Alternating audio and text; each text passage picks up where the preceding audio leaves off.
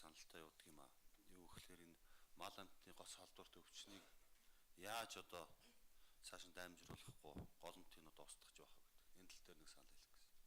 Одоо хүүтэн сэрүүний өдрөл эхлэлээ нөгөө нэг ямар ч үл нэг айхтар нэртэй өвчнүүд гараад ирдэг. Тэгэл онцгой байдал хотын мал эмнэлэг тэгэл аймаг сумдаар л одоо сандарсгаж эхэлдэг шүү дээ. Тийм болохоор энэ тал дээр одоо онцгой анхаарах хэрэгтэй байгаа. 90 оноос өмнө бол энэ гос халдвартай өвчин бол гарч ирсэн юм бил. А тэгтээ тэрний 20 цээр тэр одоо сахилга батыг үнэхээр чанд сайн авч ирсэн юм бил.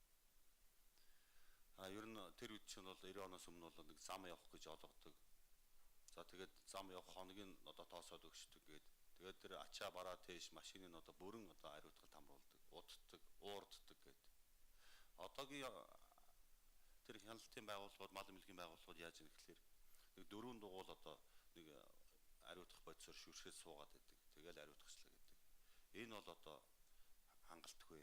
Ингэж одоо нүглийн нүдийг гурилаар хуурдаг гэдэг шиг юм байж болохгүй. Энийг өдөөсөө ойлгох хэрэгтэй. За нөгөө талаар бол энэ хэрлэнгийн постоор гарахад нэг ариутгах пункт гэдэг нэг том өндөр юм барьсан байдаг. Тэр нь болохоор 800 сая төгрөгийн төсөв төртөгтэй барьсан. Одоо имэйлт дээр нэг байдаг юм байлаа. Баруун туруун дээр одоо нэгийг барьсан байгаа. Тэгэхээр энэ нь бол одоо дулаан оронд ашигладаг тийм технологи авчираад энд одоо хөлдөөгөө тавьчихсан. Доод одоо эд ангиуд нь хөлдөгчдөг энэ ашиглаж чаддаггүй. Онцгой байдлынхан хотын мал эмнэлгийнх нэг хэдэн одоо зутарсан хүмүүс байдаг. Тэр хүний одоо тэр хүмүүсийн одоо ажлын байр, аюулгүй байдал, одоо цалин хангамж нь хангалтгүй байдаг. Тэгэхээр энэ тал дээр бас алдаа дутагдал гараад байгаа шүү. Тийм болохоор тэр ариутгах пункт гэдгийг нэг учрыг нь олж өгөөч сайд.